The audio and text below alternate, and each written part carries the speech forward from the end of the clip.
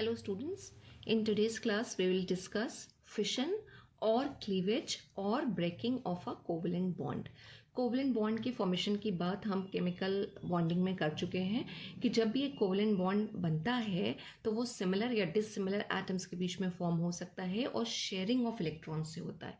और जब हम ऑर्गेनिक केमिस्ट्री की बात करते हैं, ऑर्गेनिक कंपाउंड्स की बात करते हैं, तो उसमें जनरली जो बॉन्ड प्रेजेंट होता है वो कोवलेंट बॉन्ड ही होता है। अब इस कोवलेंट बॉन्ड की ब्रेकिंग की हम बात कर रहे हैं कि बॉन्ड किस तरह से टूटता है, इसमें फिशन किस तरह से होता है, राइट। अब सपोज अगर हमारे पास Cl2 का मॉलिक्यूल है, Cl2 का मॉलिक्यूल, तो उसमें ये दो Cl एटम के बीच में बॉन्ड बना होगा।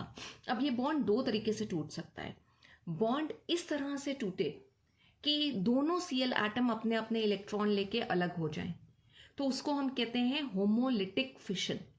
Homolytic fission, homolytic fission, homo मतलब सेम, ठीक है। तो उसमें होगा क्या कि ब्रेकिंग ऑफ बॉन्ड कुछ इस तरह से होगी कि दोनों एटम अपने अपने इलेक्ट्रॉन लेके जो शेयर्ड पेयर ऑफ इलेक्ट्रॉन में इन्वॉल्व है अलग हो जाएंगे, और उसको जब हमें रिप्रेजेंट करना होता है तो ये हमारी बॉन्ड बनी हुई है, हम इसको कुछ इस तरह से बिल्कुल सेंटर से दिखाते हैं, ये साइन बना के कि बॉन्ड टूट गई, राइट। और ये इस तरह से जब बॉन्ड टूटती है तो उसको हम बोलते हैं होमोलिटिक फिशन। Homolytic fission. तो जब हम फिशन के टाइप्स की बात करेंगे तो पहला टाइप हमारे पास आ गया होमोलिटिक फिशन। होमोलिटिक फिशन का मतलब क्या हुआ कि the breaking of bond happens or takes place in such a way that each atom separates with one electron of the shared pair। यानी कि जो इसमें एटम्स इन्वॉल्व हैं वो क्या करेंगे, अपना इनिशियल कॉन्फ़िगरेशन एक्वायर कर लेंगे। तो ये डेफिनेशन हमारे पास आ गई कि दिस इन्वॉल्व्स, यानी कि homolytic fission involves the breaking of bond in such a way that each atom acquires is original और इनिशियल कॉन्फ़िगरेशन। अपने अपने इलेक्ट्रॉन लेके सेपरेट हो रहे हैं और अपने ओरिजिनल कॉन्फ़िगरेशन में वापस आ रहे हैं। अब होमोलिटिक फिशन से हमारे पास जो एक स्पीशीज बन के आती है उसको हम कहते हैं फ्री रेडिकल, फ्री रेडिकल्स। इसके बारे में हम बाद में डिटेल में बात करेंगे, लेकिन फ्री रेडिकल का फॉर्मेशन जो होता है वो हमेशा होमोलिटिक फिशन से ही होगा। और ये जो होमोलिटिक फिशन है यूजुअली हमें देखने को मिलता है seen in non polar molecules, ऐसे मॉलिक्यूल्स जिसमें पोलैरिटी नहीं होती। नॉन पोलर मॉलिक्यूल्स में अगर हम बात करते हैं तो होमोलिटिक फिशन की बात करते हैं। जैसे Cl2 का मॉलिक्यूल यहाँ पे कैसा मॉलिक्यूल है, नॉन पोलर। Cl की इलेक्ट्रोनेगेटिविटी 3.0, इसकी भी 3.0, तो डिफरेंस कितना आ रहा है, इलेक्ट्रोनेगेटिविटी डिफरेंस, वो होगा 0। तो मॉलिक्यूल को हम बोलेंगे कि एक प्योर कोवलेंट मॉलिक्यूल होगा और इसमें पोलैरिटी नहीं होगी। तो इस तरह के मॉलिक्यूल्स में जो फिशन होता है उसको हम बोलते हैं homolytic fission. Non polar molecules में जो फिशन होता है उसको हम बोलते हैं होमोलिटिक फिशन। अब इस तरह के फिशन से हमने कहा कि फ्री रेडिकल का फॉर्मेशन होता है, राइट। और जो ये होमोलिटिक फिशन है, it is the most common mode of fission in vapour phase. Vapour phase में ही ज़्यादा देखने को मिलेगा। और अगर इसके लिए हम एक लास्ट बात करें तो जो होमोलिटिक फिशन है it is generally initiated by high temperature और या फिर यूवी रेडिएशन, राइट। तो जो होमोलिटिक फिशन है इट इज इनिशिएटेड बाय, जो शुरुआत होगी इसकी बॉन्ड के टूटने की उसे हम कहते हैं initiation. Initiated by high temperature या फिर डिफ्यूज्ड सनलाइट हम कह सकते हैं, जिसको हम H से रिप्रेजेंट करते हैं, और या फिर यूवी रेडिएशंस। ये सारी चीजें क्या करेंगी, these things will cause the fission और breaking of bond through this mode, यानी होमोलिटिक फिशन से। और कुछ रिएक्शंस आपको देखने को मिलेंगी, कुछ क्या 12th में एक रिएक्शन आपको और देखने को मिलेगी जहाँ पे ये फ्री रेडिकल का फॉर्मेशन जो होगा या होमोलिटिक फिशन जो इनिशिएट होगा वो होगा bye the presence of organic peroxide. Presence of organic peroxide, जिसमें एग्जाम्पल आता है बेंजोइल पेरोक्साइड का, उसकी प्रेजेंस से भी होमोलिटिक फिशन होता है, या बॉन्ड कुछ इस तरह से टूटती है कि जो एटम्स इन्वॉल्व हैं बॉन्ड फॉर्मेशन में वो अपना अपना इलेक्ट्रॉन लेके अलग हो जाएंगे। और अगर होमोलिटिक फिशन हो रहा है तो दूसरा टाइप हमारे पास क्या होना चाहिए, हेट्रोलिटिक फिशन। हेट्रोलिटिक फिशन यानी कि जो टूटेगी बॉन्ड वो बराबरी से नहीं टूटेगी। एक एटम जो होगा, मतलब जो कोवलेंट बॉन्ड की फॉर्मेशन में दो एटम इन्वॉल्व हैं उसमें से एक एटम जो होगा वो दूसरे एटम का इलेक्ट्रॉन भी ले जाएगा, राइट। और इस तरह से जब बॉन्ड टूटती है तो उसको हम बोलते हैं हेट्रोलिटिक फिशन। और उसको हम कैसे रिप्रेजेंट करते हैं, सपोज हमारे पास ये HCl का मॉलिक्यूल है। अब हमें पता है कि Cl की इलेक्ट्रोनेगेटिविटी H से ज़्यादा है, तो ये क्या करेगा, Cl क्या करेगा, H के इलेक्ट्रॉन्स को अपनी तरफ पुल करेगा। As a result of it जो बॉन्ड टूटेगी वो बराबरी से नहीं टूटेगी। Cl H के इलेक्ट्रॉन लेके निकला तो हम यहाँ से दिखाएंगे, ये कुछ इस तरह से आया। इसका मतलब क्या हुआ कि जो Cl एटम है इसके साथ ये दोनों इलेक्ट्रॉन चले गए। जो कोवलेंट बॉन्ड के फॉर्मेशन में यहाँ पे 2 इलेक्ट्रॉन्स इन्वॉल्व थे, ये दोनों चले गए। हाइड्रोजन का इलेक्ट्रॉन चला गया, as a result of which यहाँ पे हमारे पास क्या बन के आना चाहिए, H+ बन के आना चाहिए। और Cl के पास एक इलेक्ट्रॉन पेयर एक्स्ट्रा आ गया और इसके ऊपर नेगेटिव चार्ज आ जाएगा। कुछ इस तरह से ये बॉन्ड टूट रही है।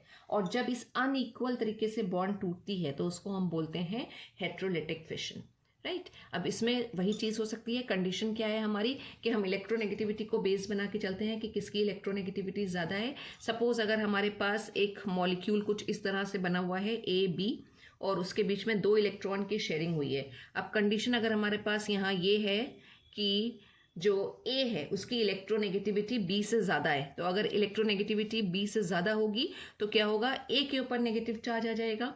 A पूरा इलेक्ट्रॉन पेयर लेके अलग हो गया और B के ऊपर क्या होगा, पॉजिटिव चार्ज आ जाएगा। और ये कब हो रहा है, जब electronegativity of A is greater than B। और इसी को ऑपोजिट भी हो सकता है, यानी इलेक्ट्रोनेगेटिविटी अगर A की कम हो तो A के ऊपर पॉजिटिव चार्ज आ जाएगा और B के ऊपर क्या हो जाएगा, नेगेटिव चार्ज आ जाएगा और इलेक्ट्रॉन पेयर B के साथ चला जाएगा। ये कब हो रहा है, जब electronegativity of A is less than. तो ये 2 चीज़ें होती हैं हेट्रोलिटिक फिशन में। और हम इस हेट्रोलिटिक फिशन को कैसे डिफाइन करते हैं, जैसे हमने होमोलिटिक फिशन को किया था कि दिस इन्वॉल्व्स, तो ऐसी लैंग्वेज शुरू होगी, दिस इन्वॉल्व्स यानी heterolytic fission involves the breaking of a covalent bond in such a way that the both the electrons of the shared pair are carried away by one of the atom.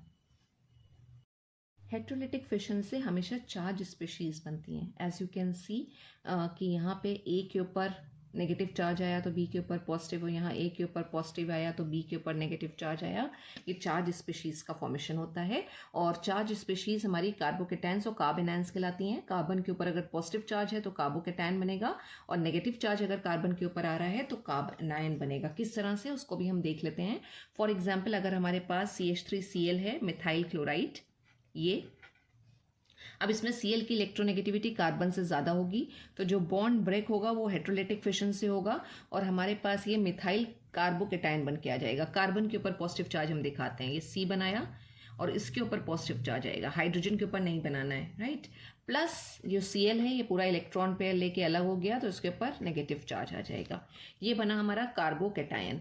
और इसी तरह से अगर कुछ ये structure हमारे पास है, CH3 लगा दिया इधर और इधर भी CH3 है, 3 हाइड्रोजन है, बॉन्ड को ब्रेक करना है इसलिए हाइड्रोजन हमने अलग कर दिए। अब बॉन्ड इस तरह से ब्रेक होगी कि जो हाइड्रोजन की इलेक्ट्रॉन है ये कार्बन ले लेगा। और क्यों ले लेगा, क्योंकि कार्बन की इलेक्ट्रोनेगेटिविटी हाइड्रोजन से ज़्यादा है। तो बॉन्ड की ब्रेकिंग हमें कैसे दिखानी है, ये बॉन्ड हमारा है तो अब हमें बॉन्ड को ये इस तरह से तोड़ना है। तो जब हमने इस तरह से तोड़ा तो क्या हुआ, CH3 और ये हुआ CH2 और कार्बन के ऊपर यहाँ पे क्या आ जाएगा, negative charge with electron pair, पूरा इलेक्ट्रॉन पेयर कार्बन के ऊपर आ गया। प्लस यहाँ पे क्या आएगा, H+, हाइड्रोजन अपने इलेक्ट्रॉन देके प्रोटॉन के फॉर्म में वहां से निकल रहा है।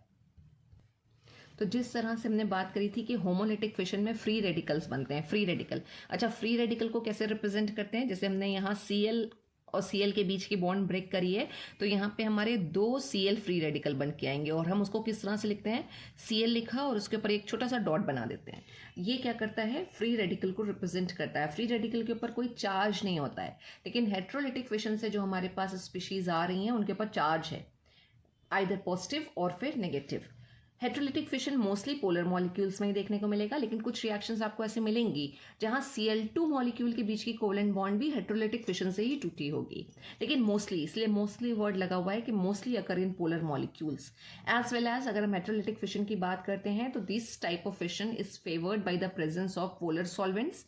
पोलर सॉल्वेंट्स मतलब ऐसे सॉल्वेंट के मॉलिक्यूल्स जिसमें पोलैरिटी हो। फॉर एग्जाम्पल H2O, उसमें पोलैरिटी होती है। इथाइल अल्कोहल, उसमें भी पोलैरिटी होती है, as well as the presence of catalyst. ये दोनों चीजें क्या करती हैं, हेट्रोलिटिक फिशन को फेवर करती हैं. तो this is about the fission और क्लीवेज और breaking of a covalent bond. Thank you so much, students.